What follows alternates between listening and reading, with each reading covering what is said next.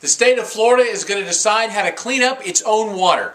I'm Bob Gosselin from Gosselin Realty. This is your weekly West Orange County real estate report for the week ending January the 11th. A U.S. district judge's recent ruling ends a long battle over who gets to keep Florida's water clean.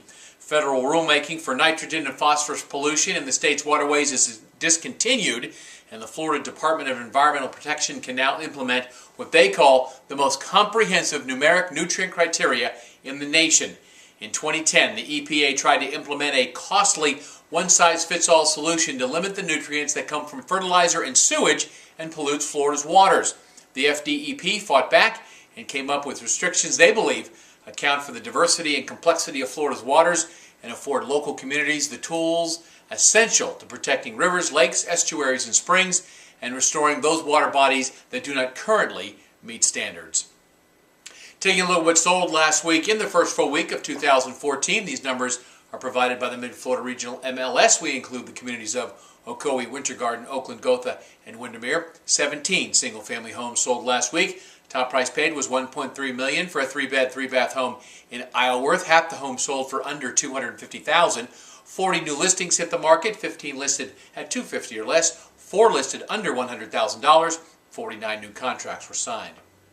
The U.S. Department of Housing and Urban Development announced that the owner and management company of a Missouri apartment complex will pay $20,000 to resolve allegations they illegally refused to grant a request from a tenant with disabilities to have a live-in caretaker.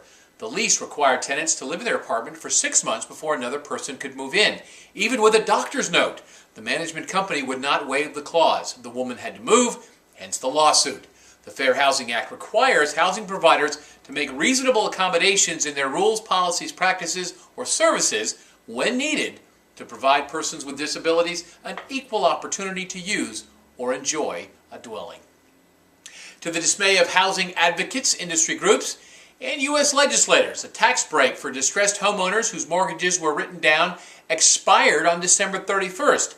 The 2007 measure exempted borrowers from federal taxes they normally would have owed on assistance received from banks, primarily in the form of the seller's forgiven home loan debt in a short sale.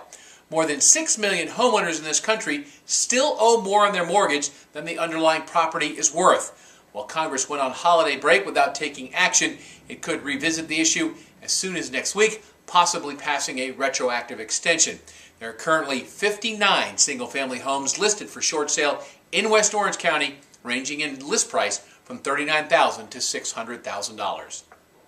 The Florida Department of Agriculture and Consumer Services released the top 10 consumer complaints filed with the state in 2013. Landlord-tenant issues ranked number 5. Problems with brokers and real estate agents ranked number 6. Not bad. Our industry has ranked higher on this list in previous years. For the 4th consecutive year, the number 1 consumer complaint in the state, violations of the Do Not Call list. Almost 19,000 complaints. That's more than the next 9 complaint categories combined. That's your weekly West Orange County Real Estate Report. I'm Bob Gosselin from Gosselin Realty. Do something good for America this week. Buy some real estate. We'll see you next time.